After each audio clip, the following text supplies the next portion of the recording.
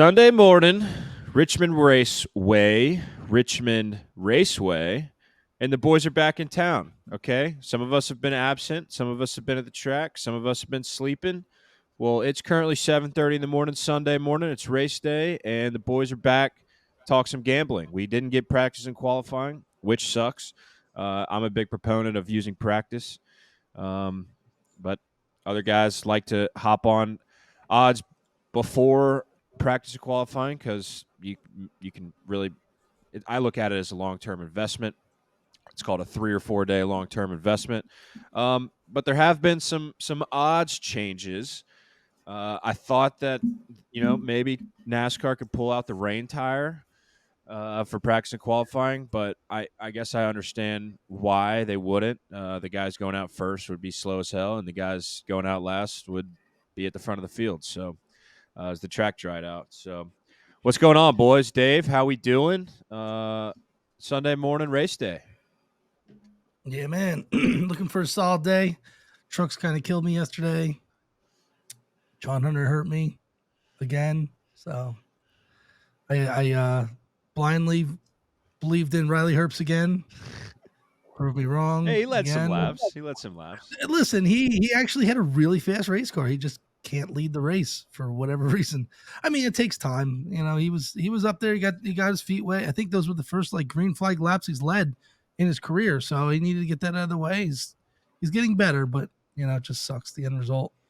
Sucks seeing, in my opinion, I think he had one of the best cars yesterday. He just, Yeah, I was listening to his radio, and he, the crew chief was worried that he was chewing up the tires, and that when he took the lead, I think it was in stage 2, and they were all worried. And then I actually took a nap at the end of stage 2 and stage 3, so I didn't see him and Jones wreck, and I didn't see the end. But Rory, how we doing, buddy? You woke up about 10 minutes ago. We rocking and rolling yet? I had about the same damn day as Dave, it sounds like. It was like one thing after another. I got Josh Berry live leading the race, probably getting ready to cash that if it stays green. I got Riley Herbst getting ready to cash a top 5. And then Brandon Jones, I hate you. Like, typical. What the hell, man? Just lost it, slid right up, caution time, here we go. And things just did not turn out good. And truck race was about the same. We run the majority of it caution free, green flag, and then it gets down to 22 laps to go, and then it turns into a shit show. So yeah, that's about not how a good went. day. We were getting ready to have a big day that a caution or two ruined everything. So we're gonna put out some winners today. Yeah, one more thing about I'll be honest though, Go ahead, Dave. It was really nice. I love watching Josh Berry race. He runs so damn hard, and I watched him pass the top 5 once he had an advantage on tires. And man, he gives people no time at all. He's on them. He leans on them. He goes boom, boom, boom, boom. So then I get frustrated with John Hunter because I watch him do the same things. So he's got to be methodical. He's got to set people up, and he's not afraid to lean on them a little bit. And after watching what Josh Berry did to get to the front and probably should have won the race, that's a race car driver, man. Josh Berry is a beast, and he's got a great future for an older guy. I wish he was a little younger. Yeah, he does it like old man Earnhardt used to almost. I mean, just the way he can pull a pass off, be aggressive, and not wreck somebody. I mean, he very seldom wrecks anybody unless he's pissed off at him. That's a race car driver. There you go. I thought John Hunter gave Chandler Smith far too much room. I'm not saying wreck him, but Dave, I agreed with half your tweet. I disagree with the other half. But the part that I agreed with was you're racing for the win. You get 2. I saw the replay. You get 2 or 3 laps to go, and he didn't even touch Chandler Smith. I mean, we're at Richmond. We're at a short track. At least give him a little nudge, move him up out of the groove, right? I mean, come on. He tried to nudge him. He just didn't nudge him hard enough. It was like a baby nudge. Because, I mean, Smith went up the track just a little bit. It needed to be like one of them bumper knockers that really moves him up a track but not knock him into the wall. Well, he would have got him. With the KBM connection, they've got to be friends. That's the only thing. That's the only reason why he raced him so clean. Because, I did Todd Hunter isn't the cleanest racer, and I have seen some really bad things from him. It just sucks to watch him not. He got I used think up there's last a good. year and then didn't use Yes, anybody up this year. I lost last year on him not being aggressive enough, and then I lost again on him not being aggressive enough when it mattered, and it sucks. Pain. If Talk that about was Josh Berry, if Josh Berry was in that 20 car, he wins that race. yeah. Period. I think I agree with that. Yeah. Talk about pain. Nick Sanchez yesterday led over 98% of the laps. I know we're switching gears here, but that ending was. I'm going somewhere with this. Rory shoots me a text, and I'm watching this Nick Sanchez domination. Zane Smith's in like fourth or fifth, battling Dean Thompson. Which Dean Thompson, hope you feel better, buddy. And Zane Smith was at 16-1 in stage 2. I mean, we had another stage break, and Zane Smith was 16-1, and so Rory and I hopped on that. And if one of those last restarts went green, I was convinced that Zane was going to have him. I mean, and he was going to have him until whatever that door, grass, right hook, whatever the hell that was, happened. But happy for Carson Hocevar. You guys have any final comments on trucks before we start firing away at Cup? What did I tell you? I said you always take Zane Smith at 16-1 running 5th place, and he was running the fastest laps on the racetrack at that time. His truck was coming to life the later that race came, and I don't know if it was where it was getting more shade or what, but they had that thing set up for the last portion of that race because that thing was flying. He was the only one that challenged Sanchez. He was. Well, unfortunately, I mean, Sanchez led 98% of the laps, like you said, and the only way he was going to lose that race if he beat himself, and he just overdrove the car. I mean, unfortunately, there's going to be a learning curve. This guy's a rookie, and we forget, he dominated that race, man. He should have won it. I mean, I get it 100%. If Zane Smith's 18-1, you take it. And I kind of wish I had it, even though it lost. I still would have rather had that action with him at that number. But that truck was fast, and it's a KBM truck, and kid's gonna win some races. He's a definite wheelman. It's unfortunate, but it's nice to see Hocevar win. I had Purdy to win at 30-1, so I was hoping like hell that Tech would not end so well for Hocevar, unfortunately. But it's still nice to see him get that win, especially considering he ran that last restart really clean, and good for him. He deserves it. He was in the right spot at the right time. That's for sure. All right, let's talk Cup. Let's talk while we're here. It's Sunday morning. It's race day. I've said that far too many times already this morning. But yeah, no practice and qualifying. The threat of rain is gone. We're going to get some good racing today. Richmond is so much fun to watch. I notated it yesterday in the Xfinity race, and that there are guys. I feel like Richmond allows guys that typically, in the Xfinity series, it's 10th to 15th. Like guys like Ryan Sieg, who hit the setup. In the Cup Series, maybe these guys that typically run 18th to 25th, maybe even a little bit farther down, if they could hit a setup, save their tires. I mean, this is a cheese grater of a track. So Dave, tell me if I'm wrong. You're a modified guy. You're kind of in that short track realm. Am I crazy to think that Richmond allows for guys that are a little deeper in the field to, run better at Richmond because of the tires and because of it being a short track?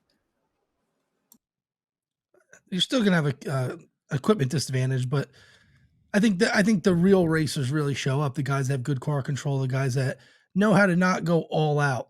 They know how to save their tires. Look at Kevin Harvick. There's no secret as to why he's the favorite here. He's got a good history here, and he's good at saving tires and being conservative. Same thing that should have won in the race of Phoenix. And there's those types of drivers are like a Joey Logano. And, as I look at my paper, Brad Keselowski, I got him everywhere. It's, these are the guys that you're going to want in that car after lap 60 instead of beating it up, opposed to somebody who might be a little more aggressive. It's no secret as to who's been dominant here, and it's Toyota usually. And a lot of those guys have experience.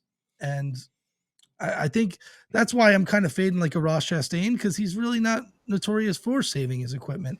He's all out every lap, and there's a formula as to who's fast here, and it's usually just guys that are super conservative and know how to save their equipment. Yeah, And no, going back to your questions, no, I don't think somebody who's usually a 10th to 15th place car is going to win this race. It's not like a Talladega to right. where Yeah. you might get somebody like an AJ Allmendinger who can save his stuff a little better than some, but I don't think it's going to be the a long shot day. Well, speaking of Ross Chastain, there has been some live movement. We haven't had practice in qualifying, so a couple of things could influence this. Starting position could influence it. Money coming in could influence it. The odds makers just reevaluating, I guess, could influence it. But Barstool. So all these guys I'm about to rattle off are all from Barstool. So like Christopher Bell has tanked all the way to 7-1 from 8.5 to 1. Larson was at one point one of the co-favorites at 6.5 to 1. Now he's 9 to 1. Chastain was over 20 to 1, and now he's all the way down to 16 to 1. Logano was at 18 to 1, now 16 to 1. Blaney was 18 to 1 with his teammate. Now he's 20 to 1. He went the other way. One thing, this one that I'm about to tell y'all was one that I thought was pretty interesting. Kyle Busch, he opened up at 12 to 1, and I think he hovered at 12 to 1 for the majority of the week. And he's starting second now, and so he plummeted all the way down to 8 to 1. What do you think about this line movement, Dave? Does it influence you at all? Any of those guys that I just named ring a bell for you, or irrelevant? I think a lot of it has to do with money coming in. Obviously, I think a lot of people loaded up on Harvick. He opened up at 7 to 1, dropped to 550. As a lot of that is going off of Phoenix. A lot of people saw what he did without practice. Now you have nothing to go off of but past race history. He finished first and second here last year.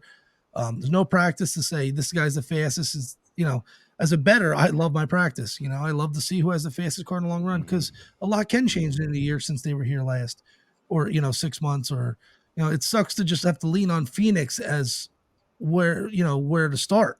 And I think that's why somebody like a Harvick dropped so much, because everybody's like, all right, you should have won Phoenix, finished first and second here last year. Let's just go all in. But that's not necessarily the best approach. I mean, it's a good guess, but I don't know. I think you might find some better odds, because there's going to have guys that were able to take the car back to the shop after Phoenix and say, okay, this is what we missed on. And, people are going to be faster, and you're going to have some surprises starting this race that you didn't expect. Yeah, the odds drop. I think it's a pendulum. So say everybody starts loading up on Kevin Harvick. So now they're forced to push the odds up on somebody else, because you can't have everybody's the favorite. Even though that's how they wanted to open things, with everybody minus 12 to 1 and lower. Yeah. So it's got to be give and take. You can't have everybody as the favorite. So if you want to give Kevin Harvick at plus 550, that's fine. Then you got to make Joey Logano plus 1800, where he was plus 1600. So you got to do that as a book. Otherwise, you're just greedy, and it's basically saying, we want everybody. Good luck. You can take Cody Ware and AJ Allmendinger, and we just want these 5 guys, and these are our guys. And if they win, we win. That's not how this works. It's got to be give and take. So that's where you see the movement. And like you said, with qualifying being canceled, they didn't know who was going to start where. Now everybody knows. So that it changes the line, just like after practice or qualifying, the same situation. It's just now it's, a guess. Fair enough. All right, Rory. Let's talk some picks. So, I know we talked on Thursday night on the Lane Coin podcast about a few of the outrights that we've had, and one of them I have been heavily influenced by you on. But have you added anything on the outright market, or if not, just reiterate what you're on? Once again, Rory is the live betting king. We just talked about it with Zane Smith, whether it didn't cash, but 16 to 1 number starting second on the final restart. Anyway, what's your plan going into today, Bubba?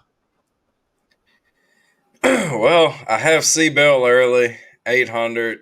Could have waited, got 900. Now he's still 800 on 365, but you're saying he's 7? Yeah, on Barstool he's 7. On Barstool now.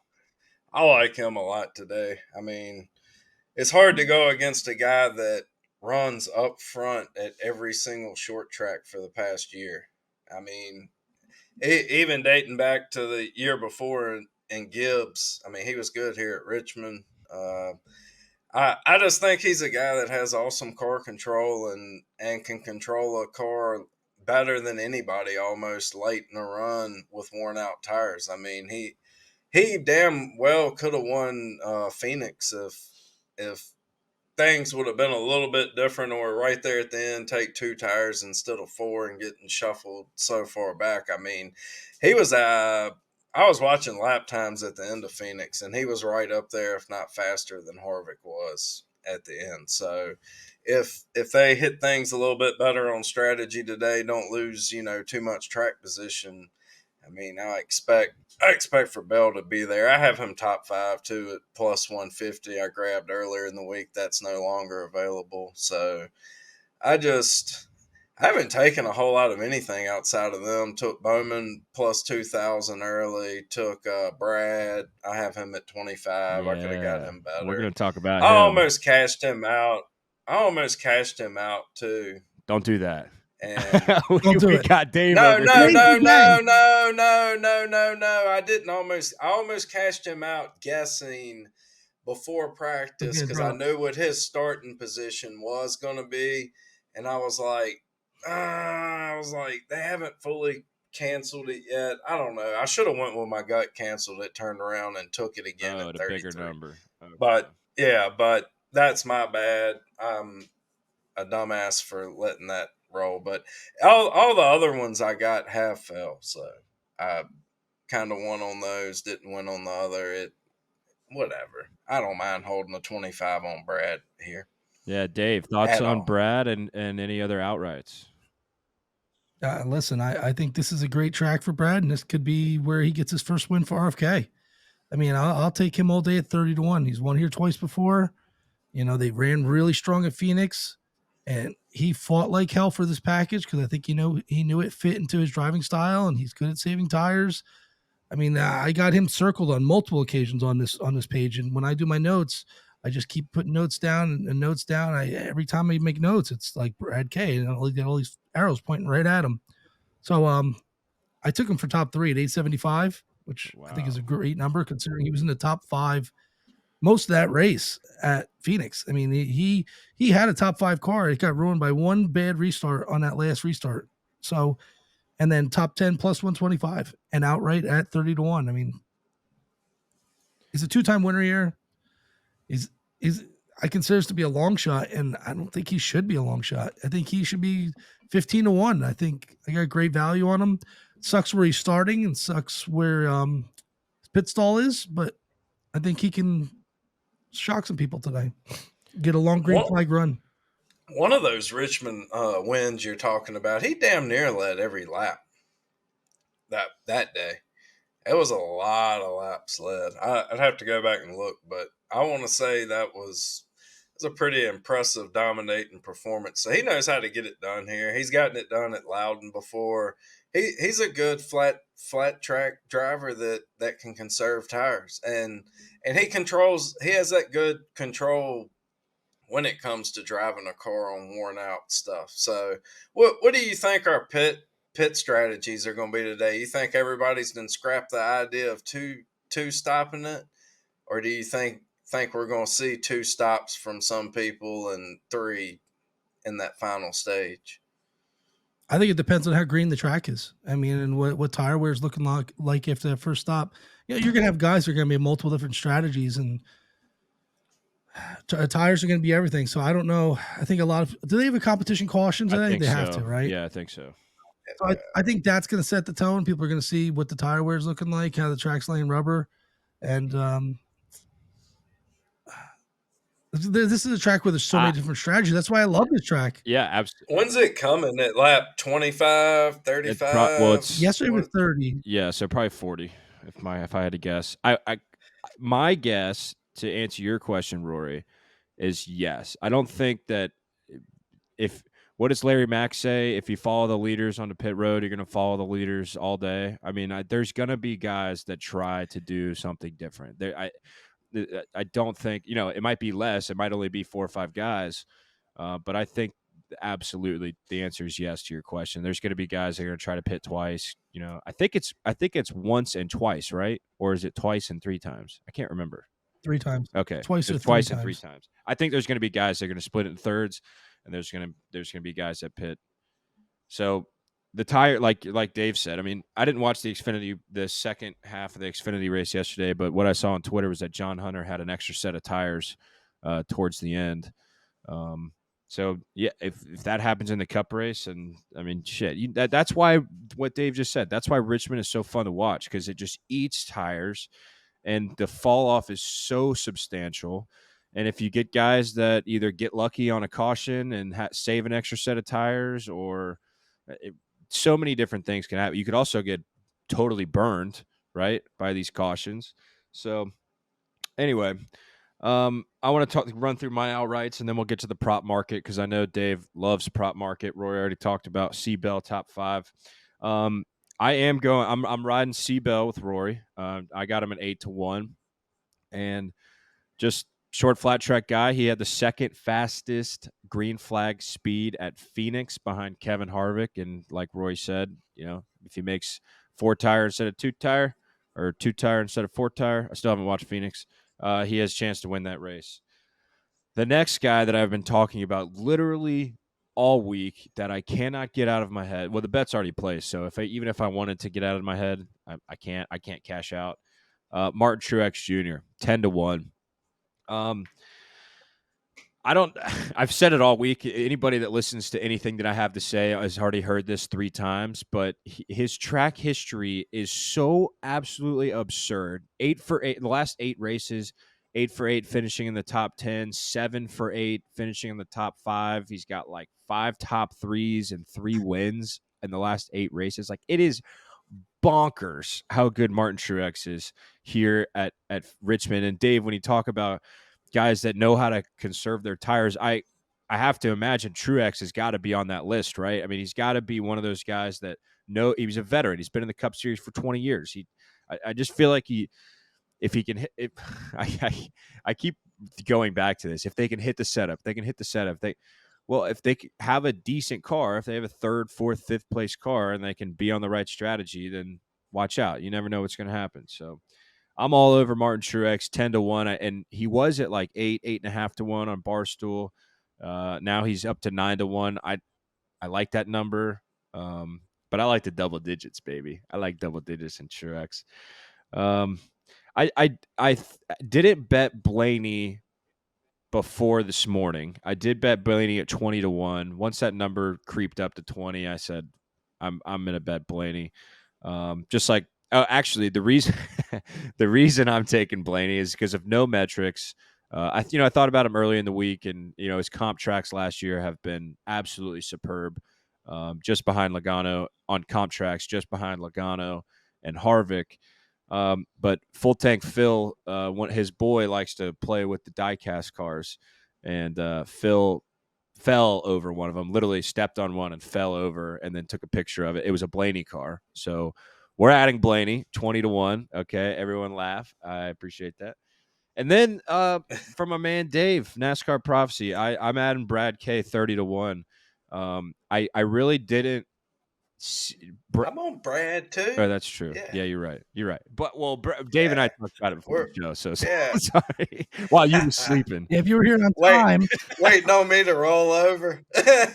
Yeah, if you were here on time. No, all right. So, all right. How about this? We're all 3 on Brad K. Let's go, baby. All right. Brad K, I'm 30-1. Dave's 30-1. Rory, I think, is 25-1, which is still a nice ticket if it cashes.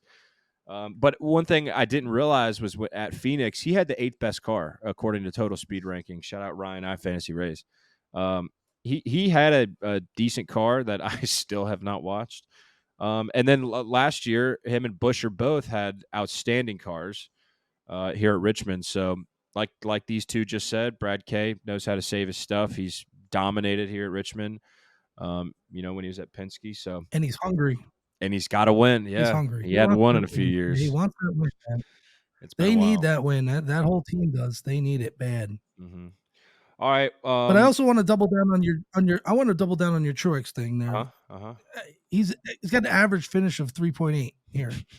And that's pretty crazy considering the last 5 races. It's absurd. And if pit strategy went any different in that spring race, he would have won because he had a different strategy than everybody else. It just didn't work out for him. And unfortunately, that you're going to be on one side or the other of that. And he would have won that race if it played out into his strategy. Mm-hmm. And at the end of that race, he had the fastest car. He just couldn't get a caution, and then he went the other way and ended up winning in the spring. So, yeah, I think I'm going to double down and say, yeah, that's a great bet, especially at 10-1. All right. Dave, I'm gonna throw it back to you. You dabbled in the prop market at all this week? No props. Well, okay. Let me rephrase. I guess tell me why. I did. I went with Brad Keselowski. Keselowski over Kevin Harvick plus 227, but I don't want to keep beating the Brad Keselowski horse to death here. I just saw that number and I was like, wow, I'll take head to head for 227. And just hope that, Kevin has a rough day because Kevin's going to be up front. He's going to be there at the end.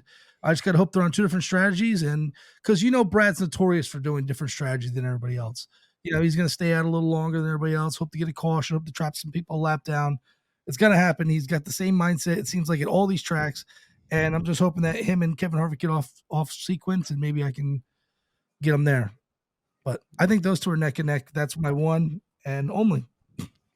Rory, you got any props, placements, groups? Well, finally, since, I woke up this morning and get to looking over here because I have Bet365 puts up stage matchups, and I found one that is an absolute, let's get it on. Christopher Bell minus 135 over Eric Jones. Where? What did you hell find? Oh, Bet365. Are we 365? doing here? That's wild. Yeah, that's really bad. Fire that up, buddy. And I was like, all right, so let me go over here to the lineup and just make sure I'm not missing anything. And Jones is starting one spot behind Bell. That's okay. Crazy. Minus 135. Yeah. Is that what I heard? Yes. Oh, lock that in. Yes. Buddy. Lock that in. Yeah, that's solid. I might have to come out of prop bet retirement for that one. Prop bet retirement. I mean, I'm just saying. Well, I mean, I would take that full race. I would take that stage 1. I would take that stage 2. I would take that before the comp caution. I'd take that at all times of the day. I would take that if Bell was a lap down early. At the same odds. Yeah, that's pretty crazy. I don't know who came up with that one. Good. I don't know, but we're gonna play it. Lock that in. All right, I'm gonna talk about a couple of my props, and then we'll get to final thoughts and wrap it up. So Kyle Busch. Let's talk about Kyle Busch for a second. Ryan, iFantasy Race had an incredible tweet the other day. He does this thing called an asterisk report, and it's basically, if anybody that doesn't know, it's when a driver is running well and then something happens to them, whether they get wrecked or they have a speeding penalty or they get black flag, whatever it is. So last year, Richmond 2, Kyle Busch was running 9th, or he finished 9th, but he spun at the start of the final stage. Race 1 last year, he finished 9th again, but he was black flagged for tape while running in 6th with 50 to go. Race 2 of 2021, he finished 9th, but while leading during the final stage on lap 346, he had a speeding penalty. And then race 1, he finished 8th, but got a commitment cone penalty on lap 345 around 3rd. So there's one of two ways you can go with this.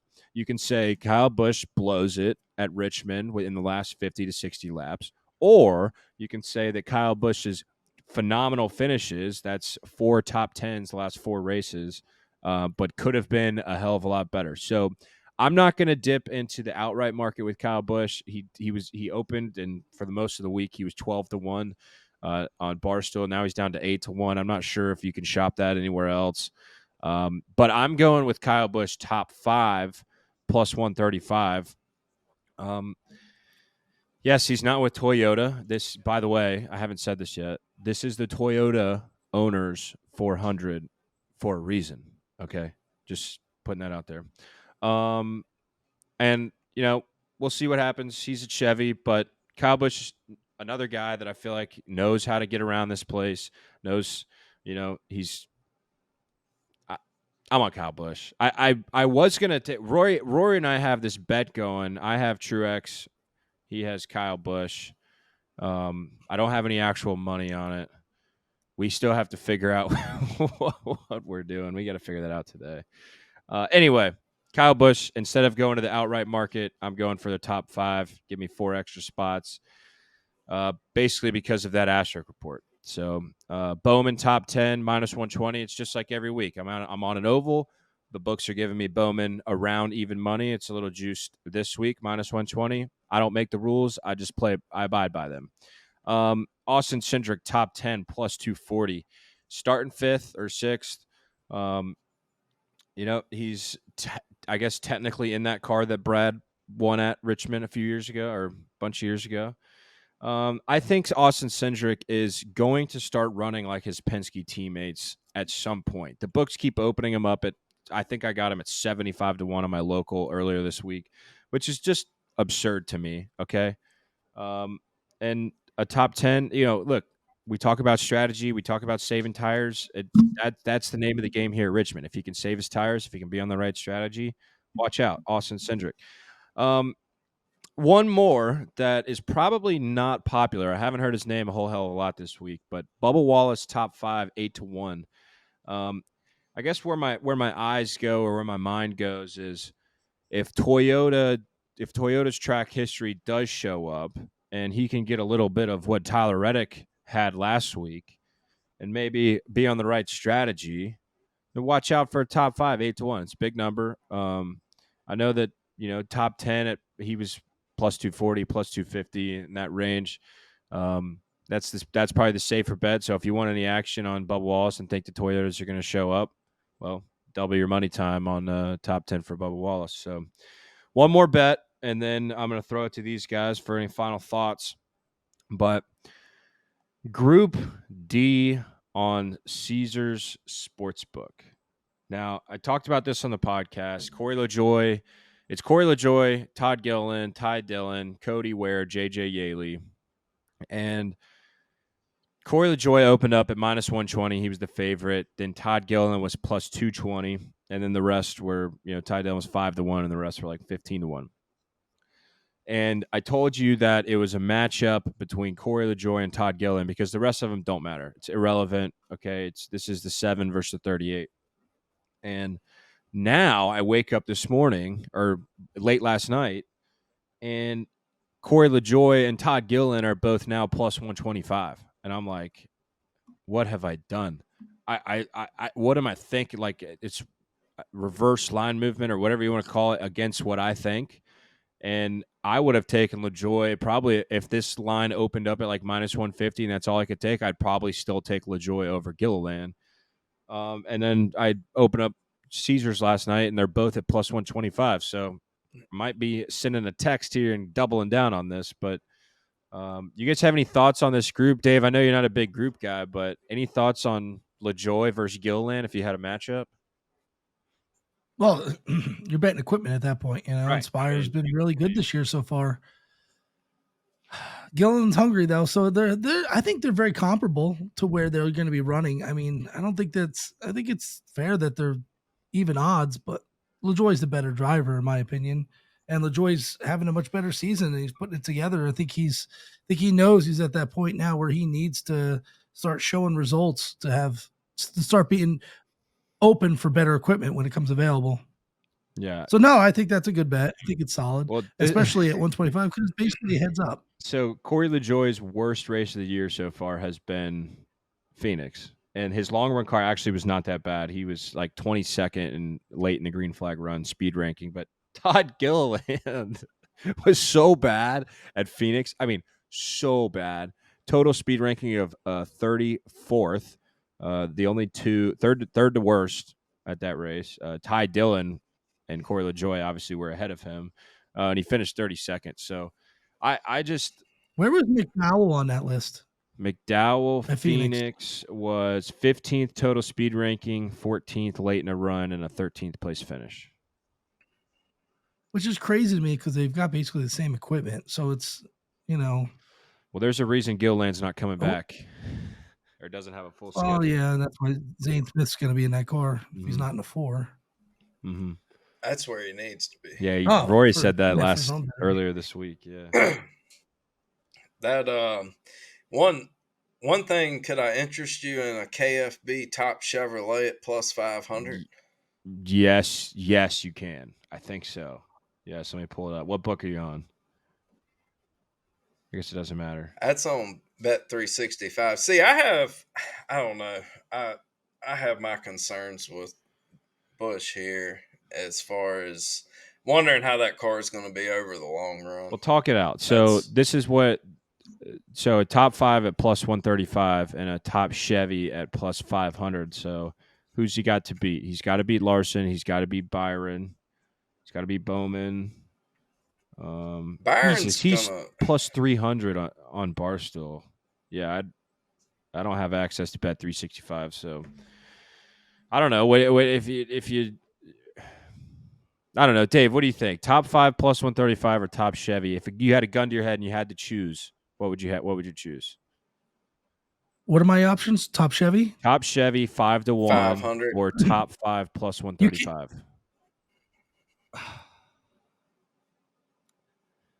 Like I told you earlier, I this is a big test for Chevy, in my opinion. Chevy has to show something here because they haven't been fast here in the last 6 races. So I'm fading Chevy to begin with. So I know Kyle Busch has 6 wins here, and this is one of his best tracks, but RCR struggled here last year, even with Reddick and Austin Dillon. So I'm fading Kyle Busch. Do I think? Dude, I can't ignore what Larson and William Byron have been putting together in regards to Chevy's power right now. And I think long run, I think Kyle Busch probably doesn't have the best Chevy today. Okay.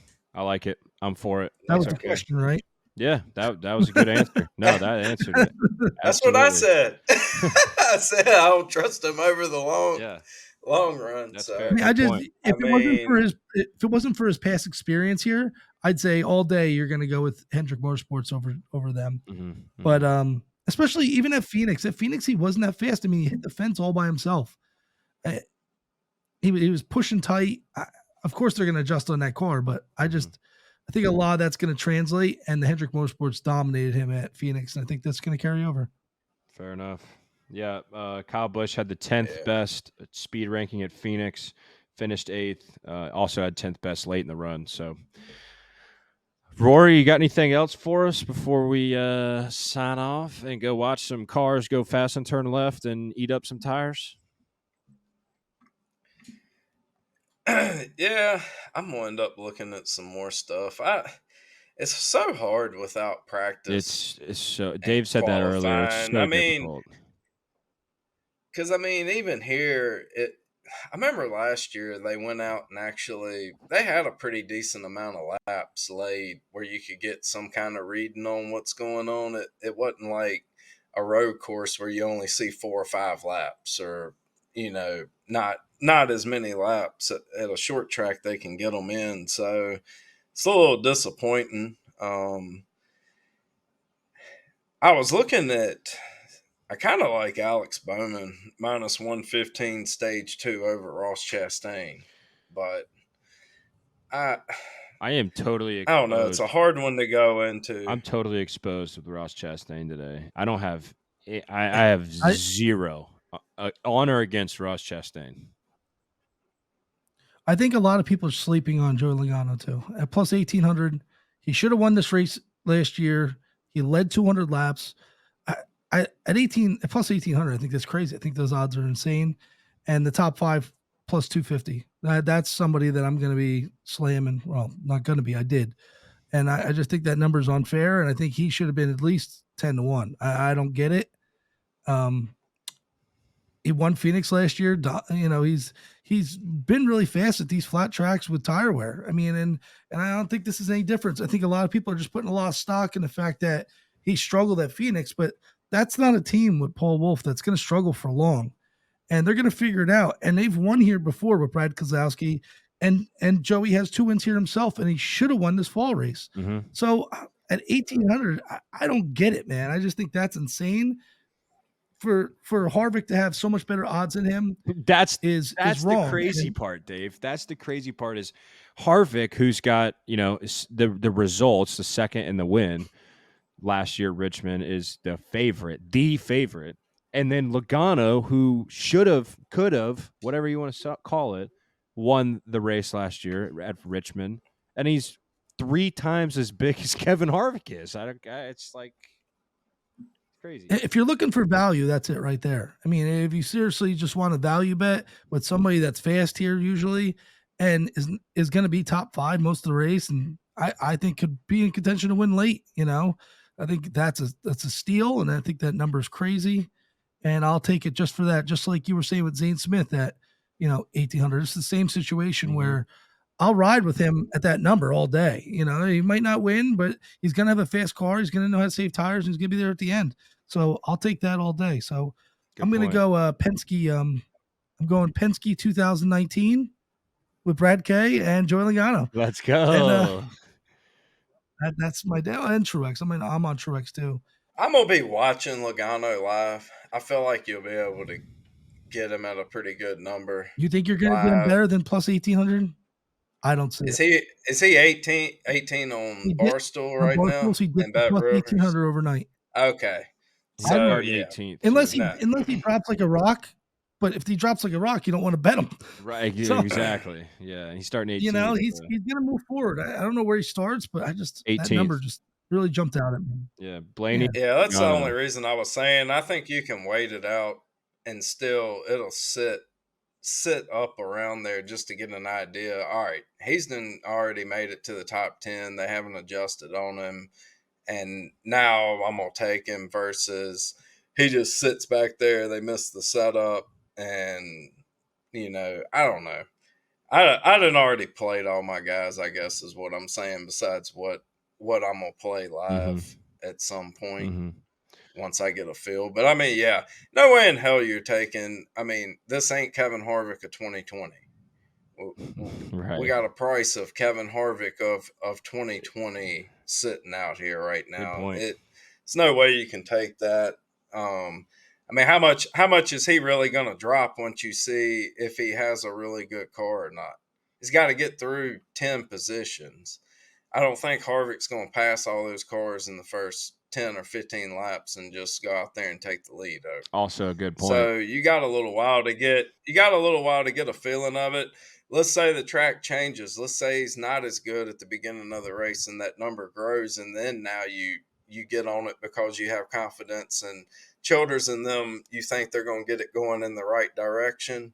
And next thing you know, you got this guy at 10-1 or better, not 5. Yeah, I think I'm with you on Harvick. I disagree with you on Logano, but I'm totally 100% with you on Harvick. Because I don't mind taking Logano. If you're going to take Logano, yes, go ahead and take him before. I'm speaking of, I already have my card. Sure. So Speak for yourself. I'm looking for that 1 or 2 guys that I think can win, especially if mine aren't looking too good. Or best case scenario is I nailed all my pre-race bets, and now I'm adding people in to try to get the whole top 5 taken up, so I'm guaranteed I'm hitting this race. I like Joey's pit stall too. He's in between the 42 and the 77. So after the first round, they both should be a lap down in theory. So then he's gonna have a clean opening, clean exit. The 77 is gonna be out of the race. Who are we kidding? I said the other night they ought to put Brexton in Ty Dillon's car. You have just about the same finishes as Ty Dillon's had this year. All right, boys. Let's cash some bets today. I appreciate you guys hopping on this early in the morning. If anybody doesn't know, we're recording this at a crisp 7:30 a.m. because we got lives to live and we got bets to cash. So we still don't have a name for this show, but it's just the boys hanging out on Sunday morning. How about that? Good? All right, boys. There we go. Good for now. Let's cash some bets. Dave, thanks for coming on. Let's go Brad K, huh? Rory? Let's go Seabell. Let's go Bowman. Let's cash some bets, baby. See you guys. Let's roll. Have a great day, guys.